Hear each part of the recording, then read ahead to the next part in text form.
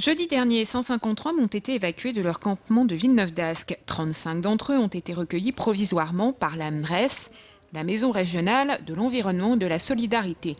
Et 80 ont trouvé refuge le long d'une voie ferrée. La situation reste critique. Depuis l'expulsion, non, il n'y a pas de familles logées. Quelque part, elles n'ont pas de logement. Par contre, elles sont réfugiées.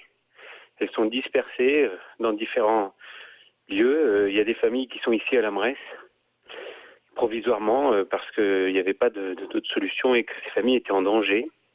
Il y en a d'autres qui sont dans d'autres lieux autour du terrain, parce que les familles voulaient retourner sur le terrain d'où elles avaient été expulsées, puisque ça fait des années qu'ils vivaient là et qu'ils ont leurs repères. Yann Lafolie, membre du collectif Solidarité Rome, est désespéré. Il avait créé la friche de Villeneuve-d'Ascq pour permettre aux Roms de s'intégrer. Aujourd'hui, tout est détruit, il ne peut plus rien faire à part les soutenir. C'est du gâchis en fait.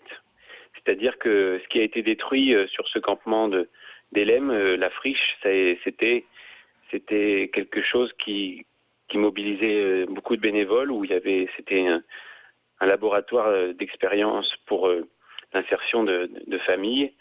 Et aujourd'hui, tout a été mis à zéro.